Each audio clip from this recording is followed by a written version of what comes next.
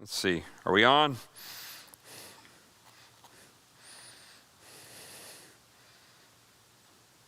We are live. All right. So tonight we have Snowmageddon going on here. Armageddon in the terms of this white stuff falling out of the sky. I don't know. Anyway, Texans aren't built for this thing. We're built for 100 degrees, not minus 100. But we have, in the midst of Snowmageddon, Wednesday night, normally this place is hopping with activity. Normally we have kids and students, we have adult Bible studies going on, praise band going on in here, student praise band, all kinds of stuff going on. And tonight it's quiet. And a bit icy still out front, which is why we didn't meet tonight. There's still a lot of ice out on the parking lots and driveways, and we just didn't want someone to slip, especially walking on it, the potential of slipping, but also even the chance of some minor fender benders, low-speed ice accidents, no fun. So, but my thing has always been, I don't like canceling anything. I just want to adjust. And so that's what we're doing. We're meeting here tonight virtually on Facebook and YouTube. And we're going to have a brief conversation. Some of you probably are nervous by this point because I spent 2 weeks in Israel, and that means that you're probably going to get inundated with some of this. But what I wasn't planning was that the first Sunday back, within less than 24 hours of landing, that you would get 3 straight hours of it and turn right around on Wednesday night, because I was going to teach Exodus chapter 20, 21, 22 with our Exodus study on Wednesday night, but instead get another hour of Daniel went to Israel like it's 1970s, and I got the slide projector in the living room going, hey, come see our vacation pics. I think the one difference is, though, that these are not necessarily vacation pics as much as they are pics from historically significant, biblically significant locations, and they might intrigue you a little bit. I know they intrigue me quite a bit. I've always been a more church historian than an archaeology person, but I have spent some time reading, studying about biblical archaeology. There's some books I've read, along with, I used to get Bar Magazine, read it every month, and just also independent research of various places around the world, researching various archaeological sites. Well, there's so many things in the tiny little strip of land known as Israel, 100 miles long, 30 miles wide or so, 40 miles wide or so, where underneath the dirt and sand and grass and so forth, and even existing buildings, every time someone turns a shovel over, it seems like they run into a new archaeological and historically, biblically significant location. And this leads us to one of the more intriguing visits from my trip. And I'm gonna say this up front. I had no idea about this until I got to Israel. Almost every other, I want to say, I think this is fair. Every other place, there may have been one or two other little stops here and there I was not familiar with in terms of the archaeological history of the place. I learned stuff all along. It's not to say I knew everything about them, but I was familiar with most of the locations. I was not familiar with Magdella, and frankly was blown away by it and was surprised I hadn't seen much about it. That's on me to not, just wasn't up to date on my archaeology, but this is quite the location. So I want to talk a little bit about Magdella. I want to talk about synagogue and synagogue development and how those two things intersect at Magdella. And just from a biblical perspective, the significance of this, along with a historical perspective of the significance of synagogues, both in antiquity and even modern, I'll just talk through this idea of the synagogue. Now, Matthew chapter 4, this is the beginning of Jesus' ministry, and this is a really significant text because it tells us historically some things about Jesus, his early ministry, and his disciples. It says, now as Jesus was walking by the Sea of Galilee, he saw two brothers, Simon, who's called Peter, and Andrew, his brother, casting a net into the sea. And the sea referenced here is actually not a saltwater body, but the Sea of Galilee, sometimes called Tiberias, the Lake of Tiberias. It's not saltwater, it's freshwater. And it's a freshwater lake. It's unique in that it sits 600 feet below sea level. And so as storms come in from the Mediterranean, comes over a series of mountains, it drops down deep, 600 feet below sea level, into the basin of the Sea of Galilee. And in fact, you're familiar with this in that the Sea of Galilee, because of its location and the shape of the mountains around it, can have some pretty intense storms. And they can show up very quickly. Now, today we have radar and things like that, but during Jesus' day, these things can show up in a matter of a couple of minutes. You're suddenly, the storm's upon you. And so we took a boat ride on the Sea of Galilee. It was spectacular, and really enjoyed the trip. But there was the captain of the ship. I asked him, can you tell me about the storm issues on this body of water? And he said, yes, it's true. The Bible describes it this way, but he said, I've personally seen it where the sea, the lakes, the Sea of Galilee will be perfectly calm. And then in a matter of, 15, 20, 30 minutes, the thing is stirred up. And within an hour or two, you have a massive storm on your hands, and it can be quite terrifying. We even went to a location, in fact, the place where we got on this boat that took the boat tour of the Sea of Galilee. It's an archaeological find. There is a first century fishing boat. And what's unique about the find is they found it 20 feet under the surface of the water. Which means in first century AD, one of the contemporaries of these guys, Simon Peter and Andrew and so forth, their boat sank. Now, hopefully they got out and survived and all those kinds of things, but their boat sank. And so there's the boat is on display. There's an amazing video of how they recovered it and how they brought it on board. Brought it to shore and eventually treated it and then put it in display now. And so that's the Sea of Galilee we're talking about here. It says, and Jesus said to them, follow me and I will make you fishers of men. Immediately they left their nets and followed him. Now here's the significance here. It says, going from there, he saw two other brothers, James, the son of Zebedee, John, his brother, and the boat with Zebedee, their father, mending their nets, and he called them. Immediately they left their boat and their father and followed him. Jesus, now here's the key verse. Jesus was going throughout all of Galilee, teaching in their synagogues and proclaiming the gospel of the kingdom and healing every kind of disease and every kind of sickness among the people. And so here we have this nondescript synagogues. We're not told which synagogues. Some are specifically mentioned in the scripture. We know there's a synagogue at Nazareth. During the time of Jesus, we know that there's a synagogue at Capernaum for sure that is also mentioned. There's a couple other references to synagogues, but the synagogue life, so far archaeologically, they've found 8 of these first century time of Christ archaeological remains of synagogues. We know there are many more. And we know there's references to them in places like Asia Minor, Ephesus, Greece, and the city of Corinth. We know there's a synagogue in Rome at this time. We don't have direct archaeological evidence of many of those, but there's indirect historical references both inside the Bible and even external references outside the Bible.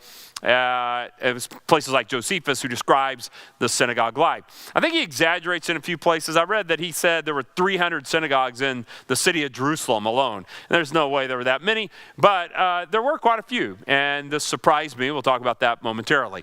But Jesus' way, they're in Galilee. The Galilean region is this region around the Sea of Galilee that is primarily, the Jewish side is primarily the western western side of it. On the eastern side was a thing called the Decapolis, and it was more Greco-Roman pagan.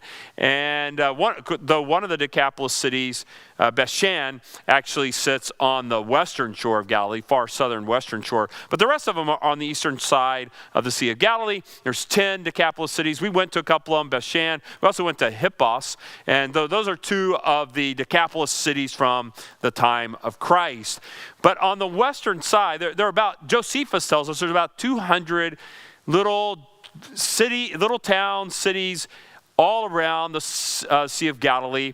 And many of these, we believe, or archaeologists believe, had synagogues. Not all of them. For instance, Bethsaida, there's no evidence there was a synagogue there. That's where the original hometown of Simon Peter and Andrew and James and so forth. But there's no archaeological evidence of a synagogue there. And there's some other places we went to that did not have a synagogue in them. So they weren't in every little village or city, but they were in a lot of them. And some of them archaeologists haven't dug yet, they haven't found them yet, those kinds of things. So Jesus has this habit of going from synagogue to synagogue. He's teaching, he's proclaiming, and he's healing. And so this is his pattern. And here's where we find out. It says, news about him spread throughout all of Syria, which is north of Galilee, up to Caesarea Philippi and that region and further. And it says, and they brought to him all who were ill, those suffering with various diseases, pains, demoniacs, epileptics, paralytics, and he healed them. It says this, large crowds followed him from Galilee, that's the western side of the Sea of Galilee, and the Decapolis, primarily the eastern side, and even from Jerusalem and Judea, which are way south of this by about 40, 50 miles, and even beyond the Jordan, which means the Jordan River, what is historically Amman, now Amman, Jordan, this nation of Jordan, that region there. And so we have this record of Jesus' travel and the people who are coming to see him. He's drawing these huge crowds. He'll go into a synagogue, he'll heal, he preaches, he teaches. And the very next verse after this is Jesus goes up on a mountain and begins to teach.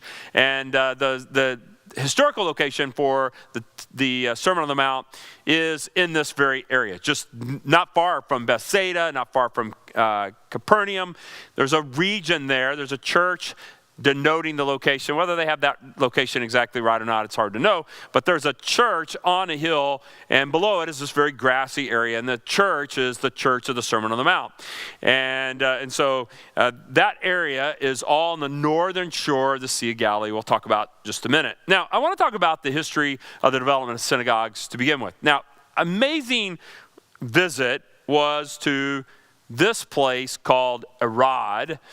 Arad is in far south. It's one of the southernmost points of Judah during the time of Christ, other than maybe Beersheba, which is a little further south and further to the west. But Arad sits just south of Jerusalem, maybe 15 miles, I'm guessing. I didn't map it out. I probably should have, maybe 20.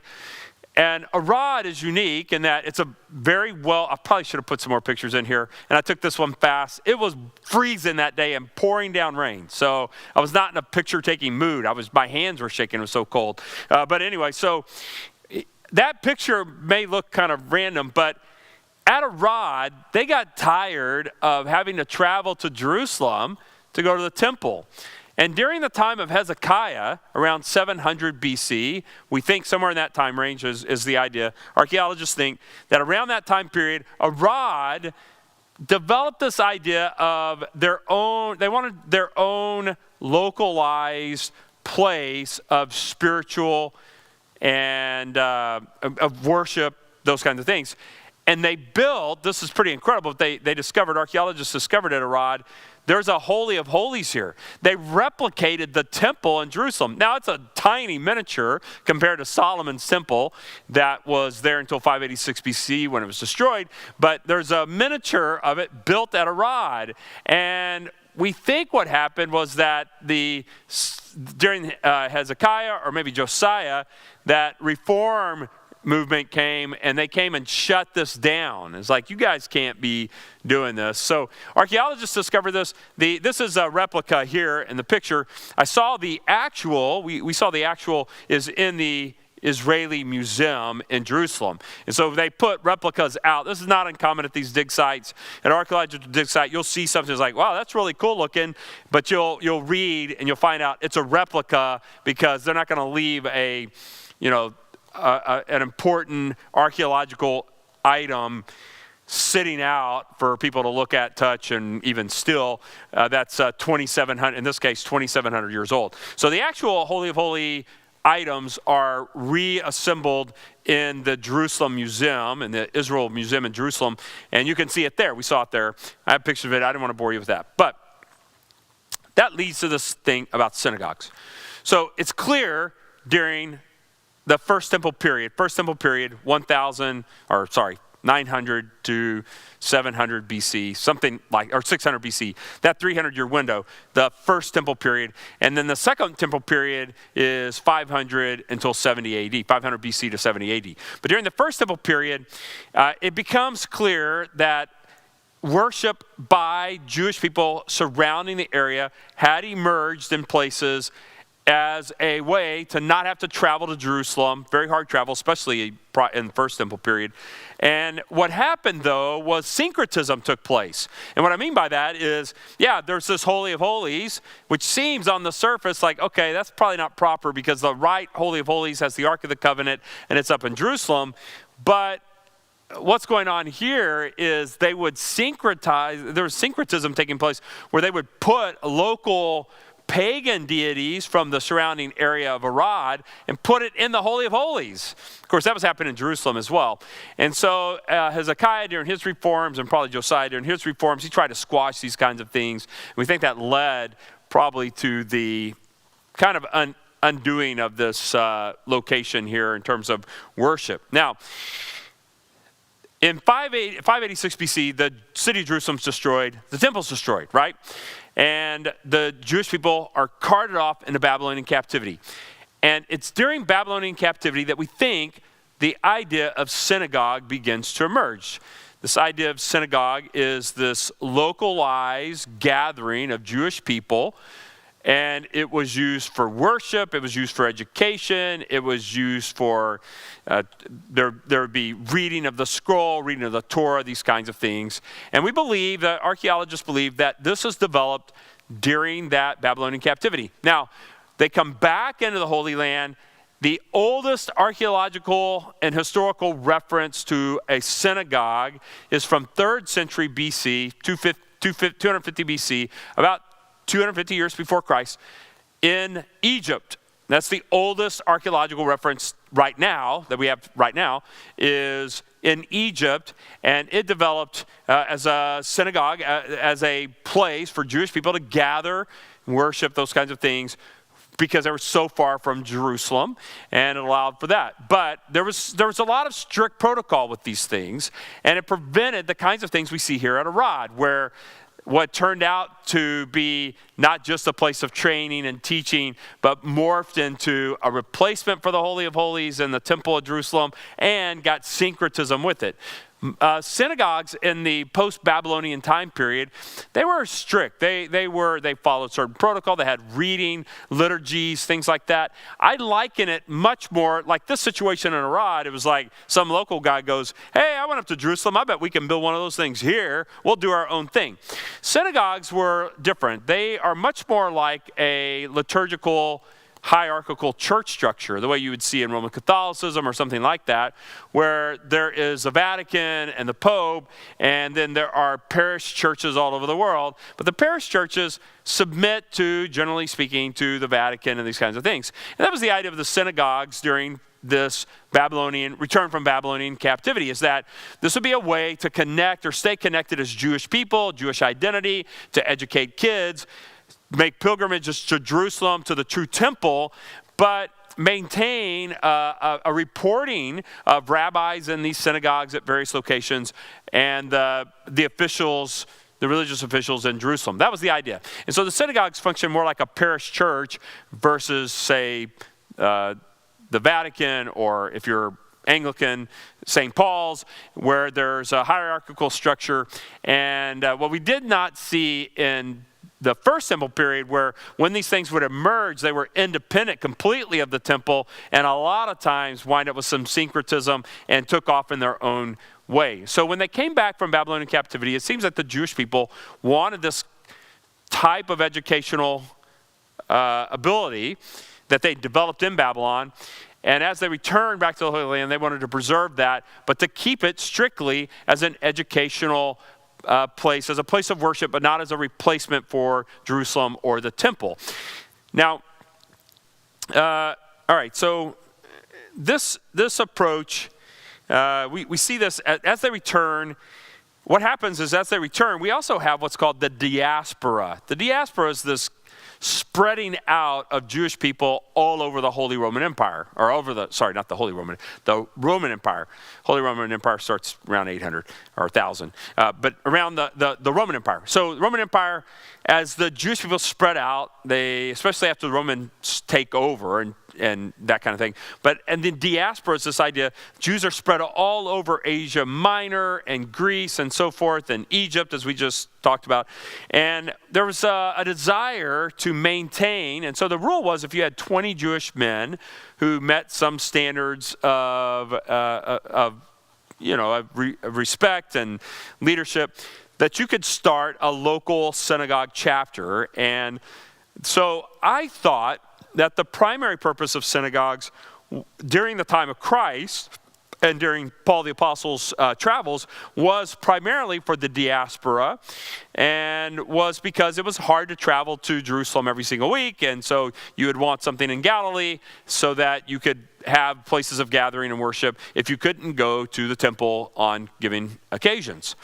And I think there's a lot to that, but what I found while I was in Jerusalem, we walked through this tunnel that's near the city of David, come out the other side, and there's this Theodotos inscription which describes Theodotos, who gave money to the synagogue that sits at this location. Now, this again, like all the other artifacts, this Theodotos inscription sits in the Jewish Museum in Jerusalem, the Israel Museum in Jerusalem. But the replica they put out on the location where it was found. And so there's a replica. But what more significant to me is where it was found, because if you walk about 100 yards south and then another 100 yards to your west, you come to the Pool of Siloam. And the Pool of Siloam, as you know, is where Jesus healed the man born blind in John chapter 9. And in John 9:22, it's a very interesting thing. His parents are afraid they'll get kicked out of the synagogue. And it's always, in my mind, weird, because John 9 is part of Jesus' journey to Jerusalem, and he's there for the Feast of Tabernacles. And I thought, that's weird. Why would they need a tabernacle in the city of Jerusalem when the temple sits right there? You know, the big building on the top of the hill. What do they need this synagogue for? Well, it turns out there are not hundreds like Josephus claims, but it does seem like there's several synagogues in the city of Jerusalem. And some of this is because the city of Jerusalem had quarters, had areas, and these things function educationally. It's like the local elementary school, in addition to being a place of worship and things like that.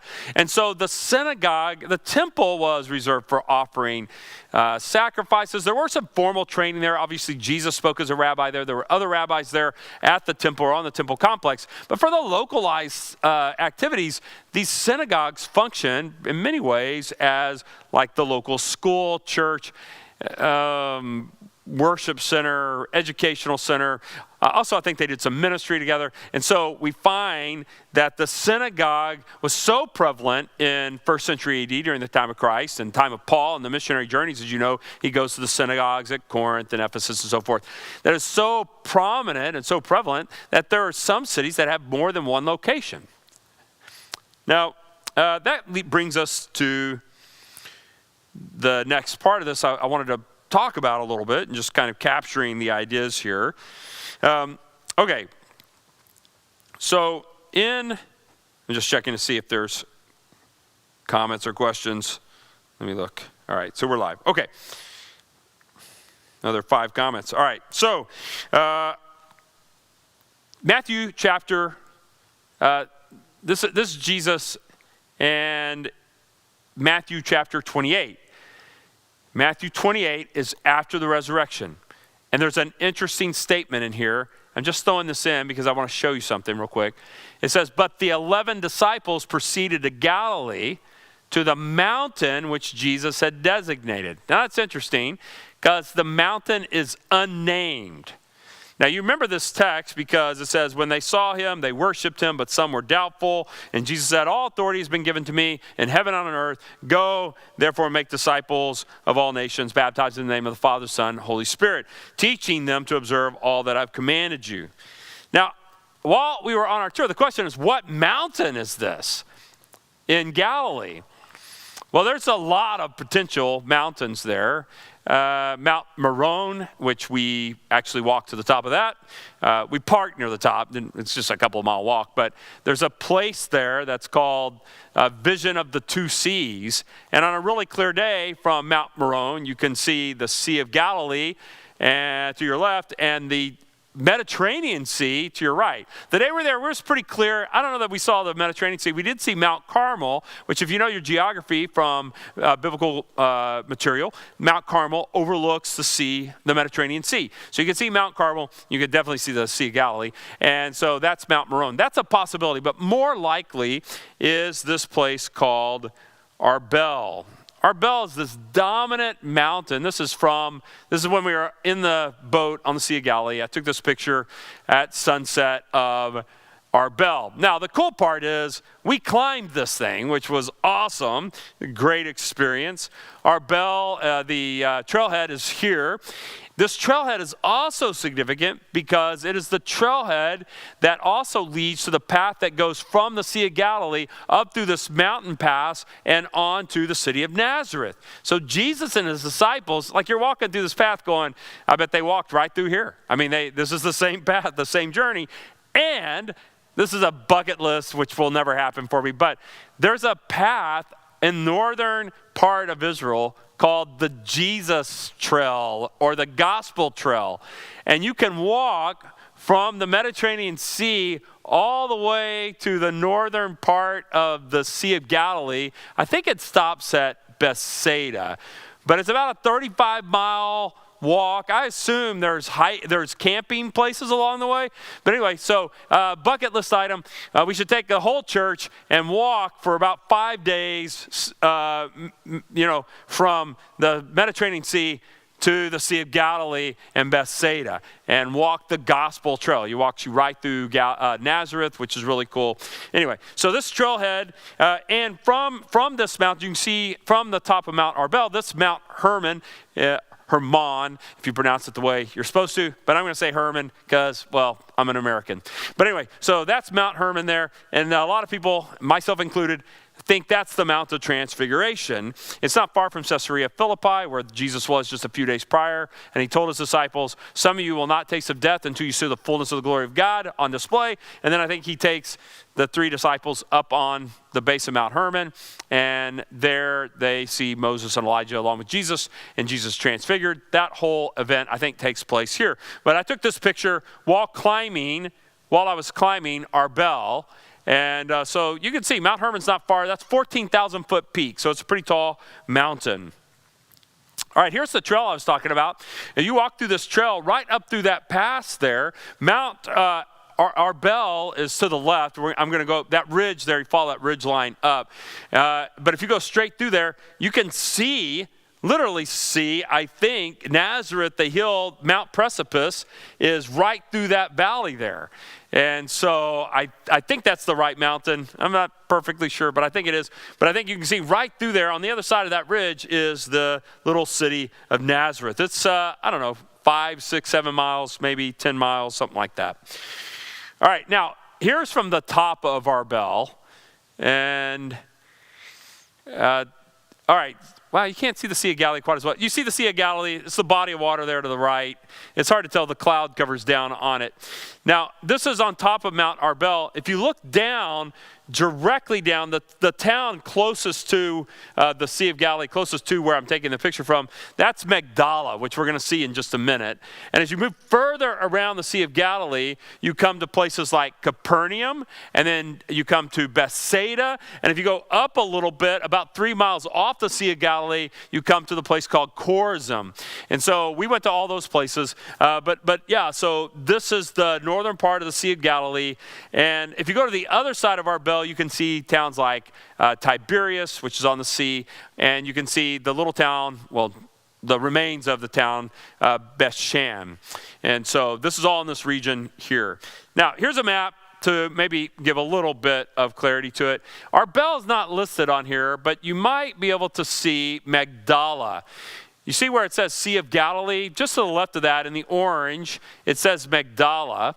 And so our bell sits just above Magdella. And so you can look from Magdalla across the ocean, the Sea of Galilee there. You can look and see Bethsaida and Capernaum and so forth. All right. Now, another reference here to synagogues. I already read to you Matthew 4. Matthew 8, Jesus comes to Simon Peter's home, and we're told that this home is in Capernaum. And Jesus heals Simon Peter's mother-in-law. Now, I didn't put a picture in, but there's kind of an interesting church there. Capernaum's an amazing place. So when you come to the town, this is the sign outside Capernaum. And so when you come walking up, you're greeted with this huge sign that says Capernaum, the town of Jesus. And it's a fascinating place. So many events in the Bible take place in Capernaum, one of which is the healing of Simon Peter's mother-in-law. Now, there's a unique church here. It looks like a spaceship. Some people call it, I think even the archaeologists with us called it the spaceship church. And the reason for it is it's shaped a bit like a spaceship, but you walk up into it and it's suspended above ground by these supporting beams on all sides. And it's inside the church. It may seat 100 people, I think. And it sits in the round and in the middle of the building. So imagine this room here. In the middle of the room, it's all glass. And there's this railing around it. And you can go up to the railing. You look down and you look down into archaeological remains from first century. And the claim, I think they may be onto it, I don't know, is that this is the house that Jesus healed Peter's mother-in-law. It's referred to in this city and archaeologically as Simon Peter's house. And so the church is really unique. They wanted to preserve the archaeological remains, and so they built the church above it to denote the site, but they built it above it and put a glass floor in it. And so it's pretty cool, kind of a cool experience to see it. But at Capernaum, there is a synagogue, and it's impressive. It's one of the 8 known synagogues. Gimmel's another. There's one at Megiddo. There's the one in Jerusalem that I mentioned. Anyway, there's 8 of them that have been archaeologically identified. I can't remember all the locations. I probably should. I think there's one at Cana that's been identified. There's one.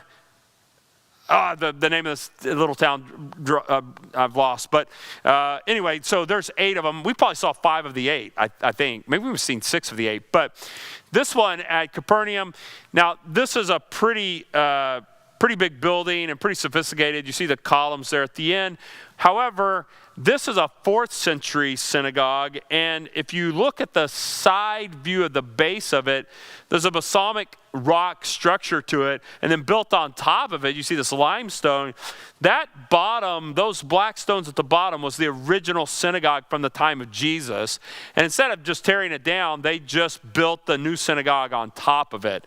And so this is the synagogue where Jesus had several encounters with individuals, either in the synagogue or around it. And Jesus came here with his disciples. And so you know that Jesus made this his home base. All right, now I want to get to, I called this meeting. I should at least get to what I called it for. So in Matthew chapter 15, there's this brief reference. And sending away the crowds, Jesus got into the boat and came to the region of Magadan, which is also sometimes called Magdan or Magdallan.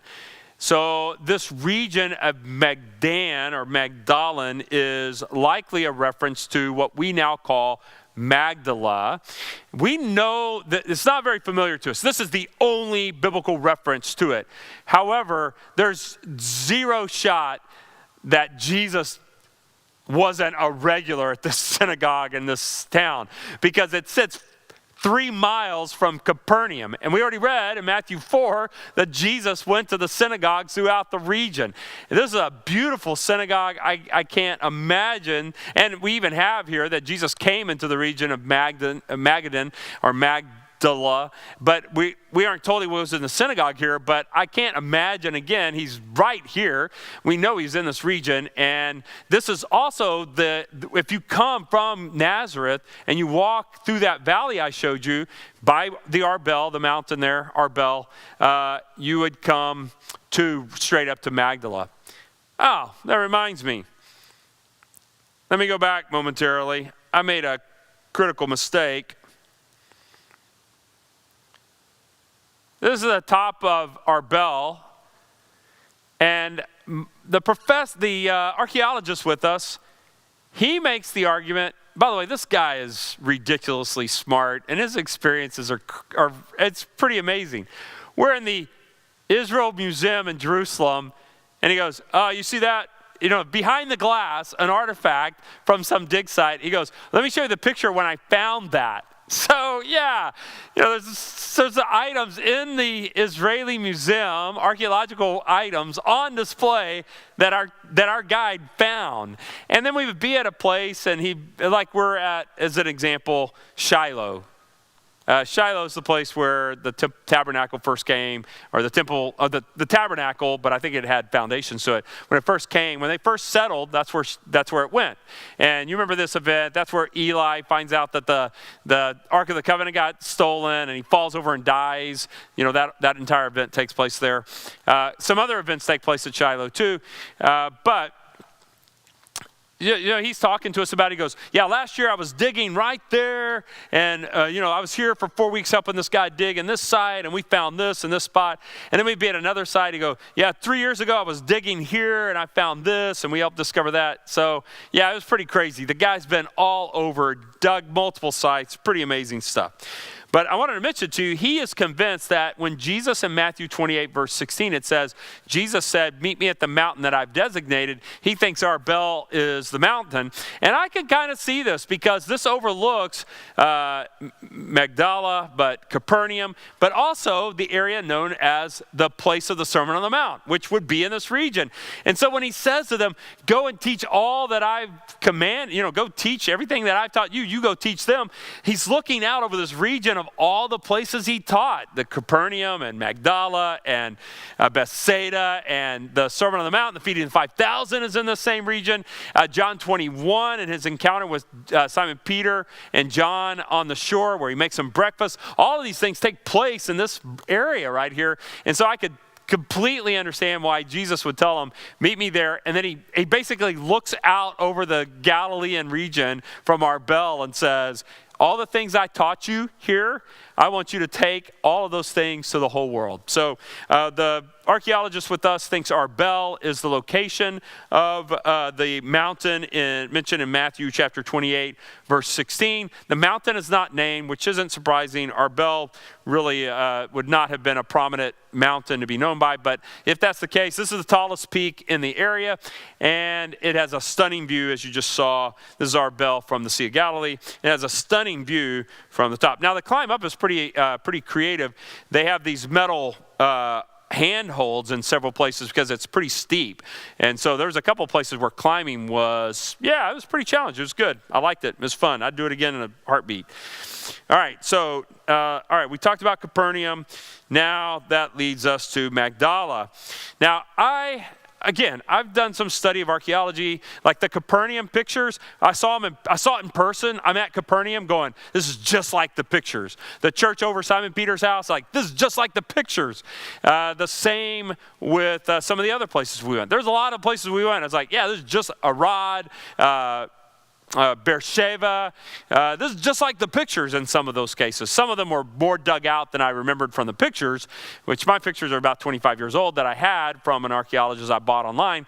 And so I'd studied all these places, but I had never, ever seen anything from Magdella.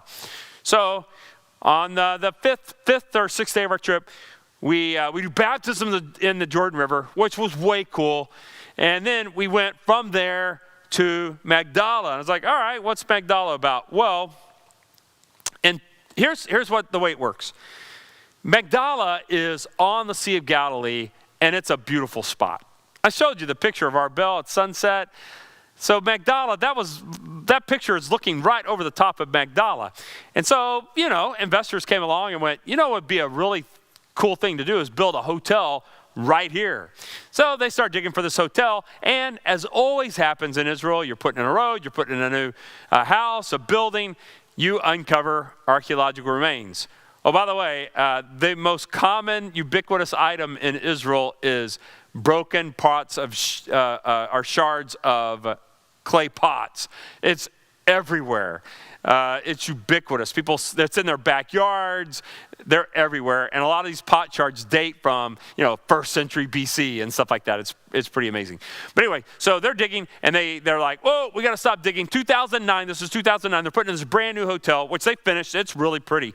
I wouldn't mind staying there sometime. But anyway, really pretty hotel. And so they're digging. They're like, whoa, what do we got? So they start digging, and they uncover 1st century synagogue at Magdella, and it is spectacular. And this gives you a real feel for the size and scope of the synagogue. I'll show you video in just a second. I've got some video of this as well. But this will give you a feel for a little bit of the size and scope.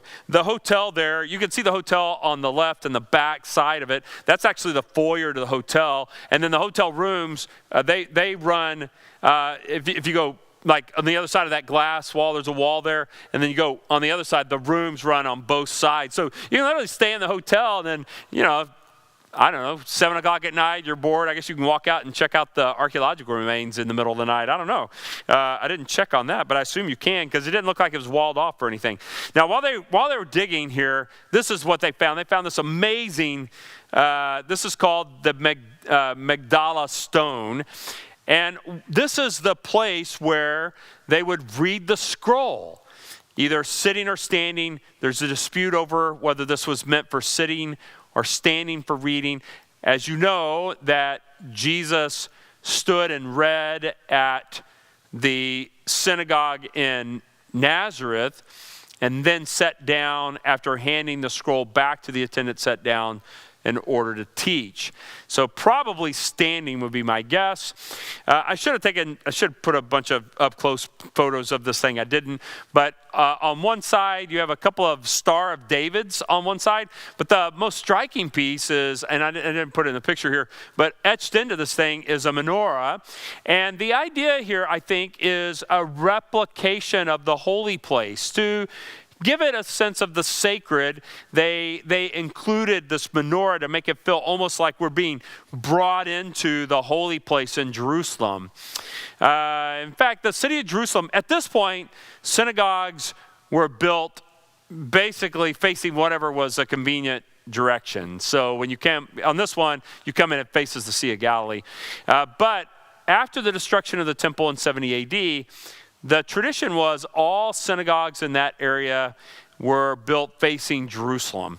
And they took on an even more somber replicating of the holy place, Holy of Holies, as best as possible, acknowledging we're not the temple. But anyway, so this is one of the things found at Magdella. It's really striking. Let me give you a little sense of the scope here. I think this will work. All right, so here we go. I'm walking while videotaping, which is always dicey. But you can see here, you see that other person walking the other way. That gives you a sense of the size of the structure. This will seat about 100 people, maybe not even that many. And so, yeah, you get a sense there's some rooms here. Those rooms are likely some storage rooms where you kept the scrolls or you kept supplies, things like that. Now, here's the really fascinating thing to me. I was doing some research on Magdella, and I got to tell you, I want to go back to Magdella. I found out they're digging this summer. I'd like to go back for a couple of weeks and help dig at this site. It'd be amazing. But they found at Magdella a second synagogue. It's 200 yards from this one. And so now I'm going, all right, wait a minute. Why are there two synagogues? Well, option one was they're not from the same time period. That would be the most obvious one. You know, they built one smaller one, it burned down. Like, hey, let's rebuild, but build a bigger, grander one. Nope, they're contemporaries of one another. These synagogues function actively at the same time. Option two, these are disputing religious sects within the Magdella. It's like, we don't agree with those people. You know, like Baptists and Methodists, they split off from one another. And no, it turns out that's not the case either. Here's the deal. Magdella does sit right on the sea. I'll show you in just a minute. The Sea of Galilee, there's a really cool church there. But the idea was that many people would travel to come to synagogue. You had these surrounding little villages that either you would come by boat to Magdella or you would walk to Magdalla. And you wanted to be there in order to be at synagogue. Your little city or village or community didn't have a synagogue. Magdalla's was beautiful. So the idea here was that they had one synagogue that was the very public, hey, the people just ported their boat, just came in on their boat. They're going to come from the port up here. The people walking from wherever, Bethshane or someplace like that, Tiberias, they're going to come here. Though I think Tiberias has a synagogue too. I just don't know if it's been discovered. But, they're all going to come here. And so we want this very public, formal worship area. But then we have this other synagogue that's more like the daily, our little community synagogue. So one was like the public, we invite the world here. And the other was more like the school, the local instructional location. So there's a smaller, less ornate synagogue in Magdalla that's just 200 yards from this location. And the idea is likely this is some sort of community, just our neighborhood type venue. And then on Shabbat, Sabbath, there's like, hey, let's go over to the real, the big, the fancy, ornate location, and there we'll gather together. Now, I wish I had a few more pictures or videos, but here's the synagogue here, and then I'm going to turn the camera up to going west. There's the rest of the city of Magdalla right there. It runs all the way to that wall over there that you can see in the far, and it probably goes beyond that. What I discovered is that this is an active dig site. They'll be here for the next several years. They dig in the summer. This is the way it works in Israel, generally speaking, though we did see some archaeological work while we were there, but not at Magdalla. At Magdalla, it's like the traditional dig is you dig all summer and you spend the next 9 months publishing what you found. And then you dig the next summer and you do it again. And so Magdalla is on that cycle of digging in the summer for 8, 10, 12 weeks, and then they publish their findings for the next 9 months. And so you can go and dig there. There's places to volunteer. If you don't like the heat, there are even places where you can wash out buckets of debris to see if you find coins or inscriptions or anything, significant things like that. There's tasks like that. So this from the synagogue looking west, this thing goes about 3 times the width of the synagogue, 3 or 4 times the width of the synagogue that way, and it's a bunch of little houses, little 4-room houses. The 4-room house. Israel had 4-room houses at the time of Jesus, and they're everywhere. In fact, in one town, really cool place, they rebuilt one of these completely. Like, you don't just get the archaeological remains up to your knees. They rebuilt the whole thing, and we got to go in that. That was really cool, and it was a house probably very similar to the one where the men lowered their friend, the paralyzed man, down through the roof. We were in a house that they'd kind of replicated together. It's called a 4-room house in Israel, 1 big room, a loft, and a couple of smaller rooms. And so the 4-room house is so prevalent, so common. I thought this was funny. It has nothing to do with our conversation today. But anyway, at Shiloh, there's a local tour guide, a local Israeli, Jewish lady, who bought, or you can't buy land there. You have to rent land from the government for $0. The government owns all the land. You own the house on it. But she built her house up on the hill overlooking Shiloh. And so she's an archaeologist, quite informed, but she built a 4-room house replicating ancient Israel house from 1st century and even older than that tradition. And so on the hill from Shiloh, looking up on the hill, there's a series of houses, and one of them is this tour guide for Shiloh, and it's a 4-room house, and there are 4-room houses that are in the remains, the archaeological remains at Shiloh. So I thought that was pretty interesting. So what you see if you look out over that, what you see there is a series of rock structures. Obviously, the top's fallen off, time, erosion, all this kind of stuff. But what's there, you can see the remains of the 4-room houses there that date to 1st century AD. Jesus walked. There's a street that would have gone right between the synagogue and the houses. And Jesus walked this street, probably taught in this synagogue, all of those kinds of things. All right. I want to check real quickly to make sure, are there any questions? All right.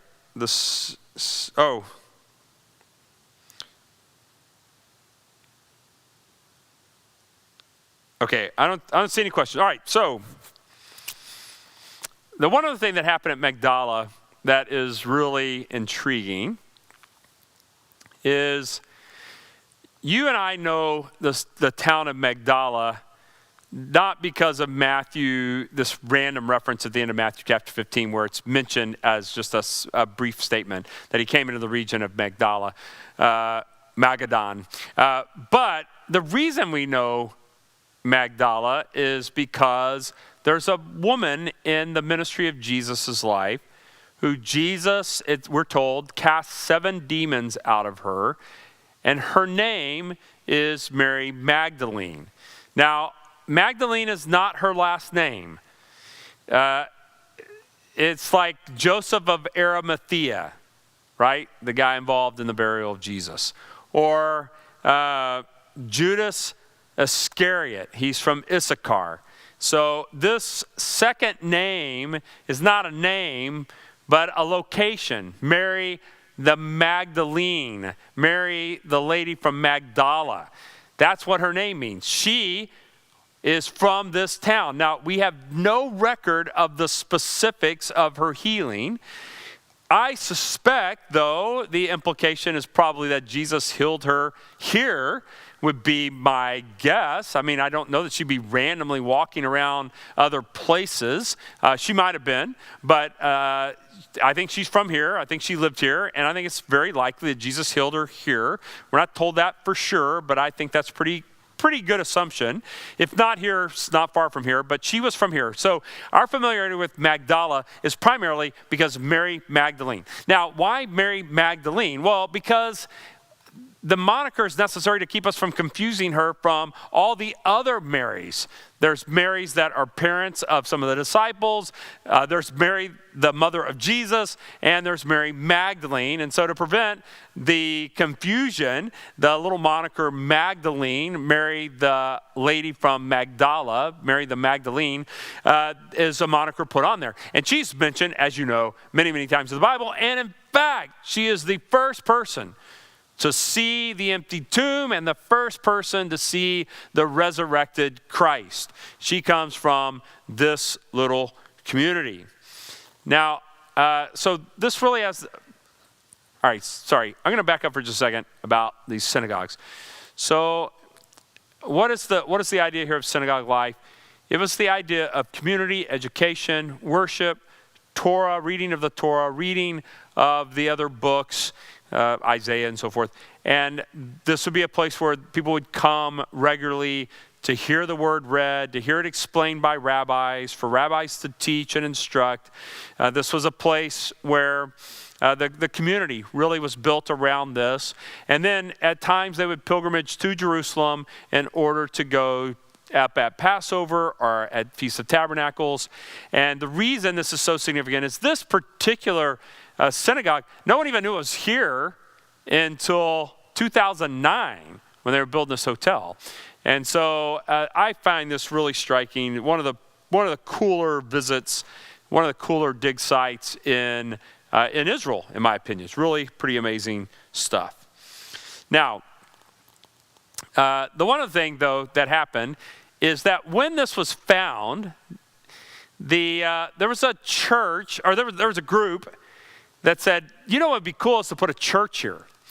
And so they looked, they did some surveying, excavated, made sure they were not going to put the church on top of any archaeological remains. And so they put the church as actually closer to the Sea of Galilee. And because of its connection to Mary Magdalene and to the ministry of Jesus, they made this church primarily the focus of women that were connected to the ministry of Jesus. So it's a really, really cool church. I should have taken a picture of the outside. I think I have video of the outside, but not a picture of the inside of the outside. Anyway, the outside's not all that stunning. It's fine. It's a pretty church. It's fairly new. Built maybe not even a decade old. But so the outside. But when you walk in, there's this beautiful rotunda area, and the rotunda has an inscription in Latin around the top ring of it that says something about the faithful women who serve the Lord both here and will be honored forever. And it says it in Latin. I've videotaped it. I'll have to go back and retranslate it at some point. But so that's what it says. And then this was cool. This was cool. On each of the pillars, I should have put a picture of this in there. But on each of there's 8 pillars that surround that rotunda area. So when you walk in, there's a fountain right there. I think they sprinkle babies in it. I think it's a Catholic church. But anyway, there's a fountain there, but right in the middle. And there's these 8 pillars. And on each of the pillars is Mary Magdalene and, all these women, these 7 women named in Luke's gospel as being partners with Jesus in his ministry. So you walk around, you look at each one. It's got each of the 7 names from Luke's gospel that these women who were partners with the ministry of Jesus. But I told you there are 8 pillars in this rotunda. So it's like, all right. So I go to the 8th one. I was counting. I was like, why didn't they just do 7? Because there's only 7 women listed. They've got them all in these pillars. And there's a blank pillar right there in the middle of this location. And then I read they did this on purpose.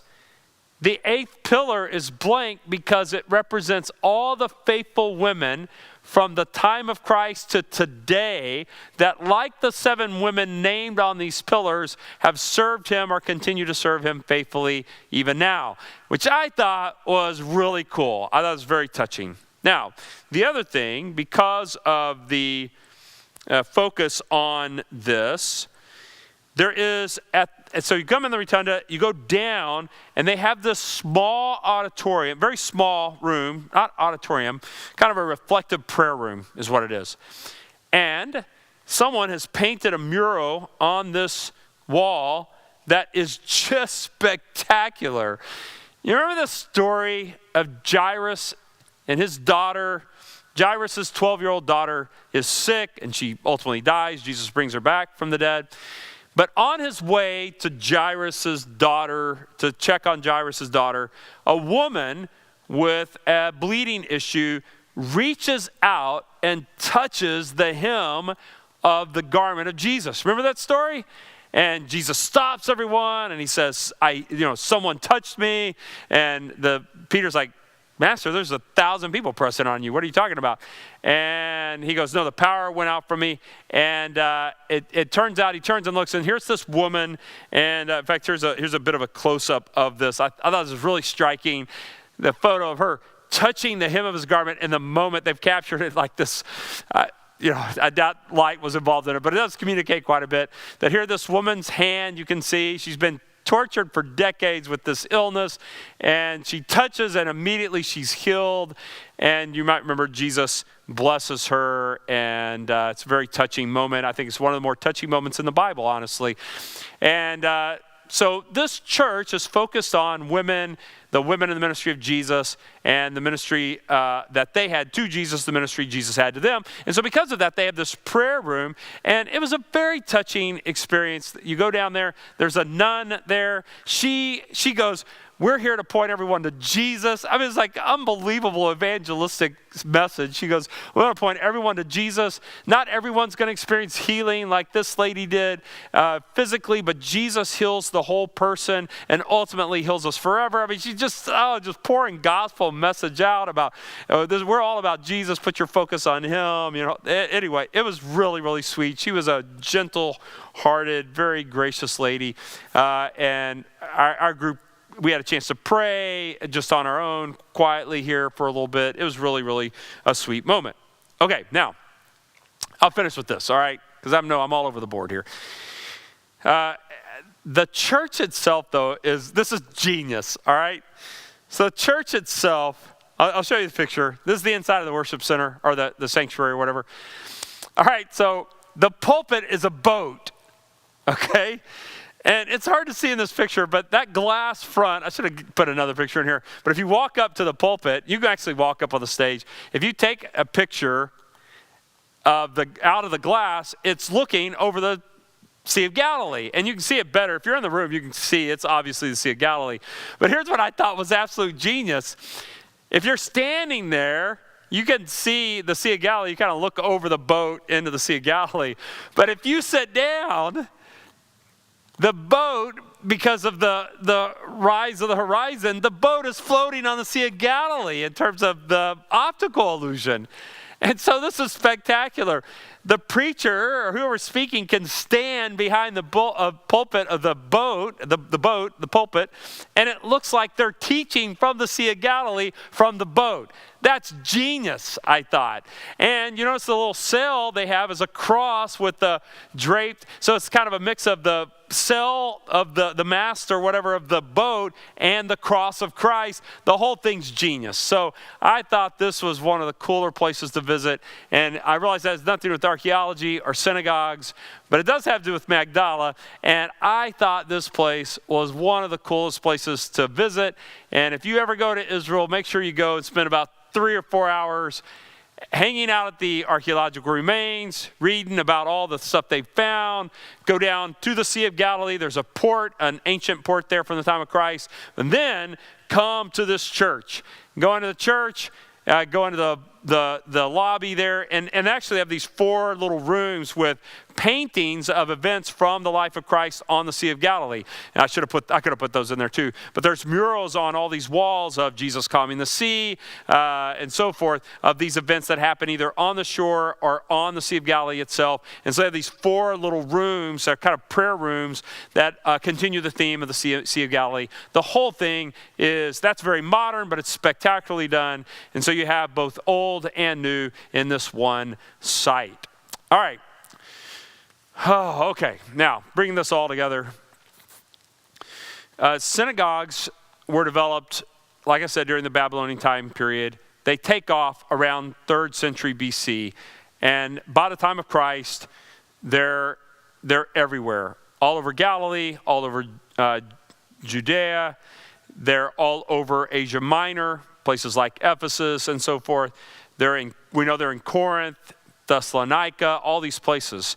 And Paul, but even before Paul, Jesus, it's interesting, these things develop as community centers. Before they were there wasn't this kind of gathering spot. They develop as community centers, and Jesus uses these 200 little communities all over Galilee. There's dozens of these synagogues, and he uses them as a place of healing, ministry, teaching, and so forth.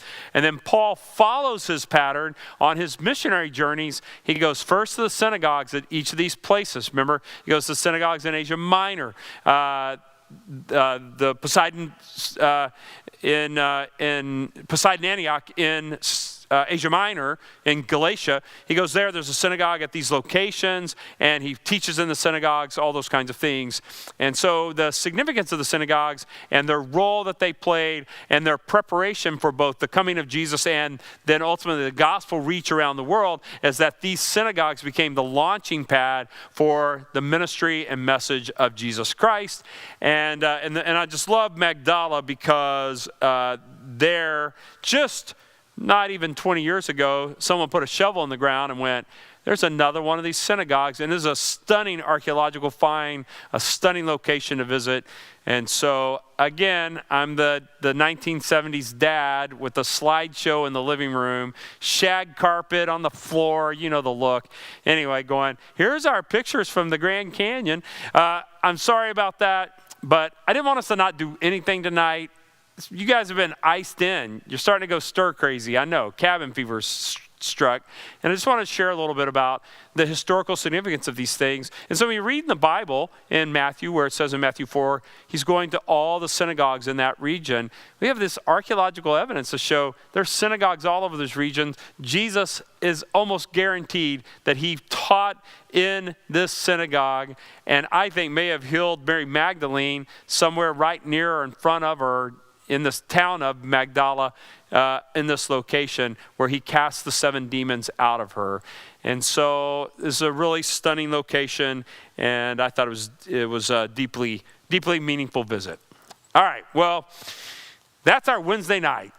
Just the preacher talking for another hour about his vacation. So sorry about that. But all right, well, let's pray. God, you are good and kind. We see your hand at work throughout time and space. We see the historicity of the Bible come alive every day. Shovels turn over new evidence of the history of the Gospels, the history of Jesus, the history of ancient Israel and all the people there. And just amazed at the verification over and over of these things. But in addition to that, Lord, to for a moment put ourselves in this spot to imagine what it might have been like to step into the Magdala synagogue on a day Jesus would have arrived and read from the scroll and sat down and taught, much like he did at Nazareth and at Capernaum, and would have instructed from the scripture and even instructed about himself. And so, God, thank you for your word, for the truth and veracity and the verification of the scripture over and over. And we praise you, O God, for that. In the name of Christ, amen. All right, you guys have a great evening. Stay warm. Looks like tomorrow we'll be back to fairly normal life.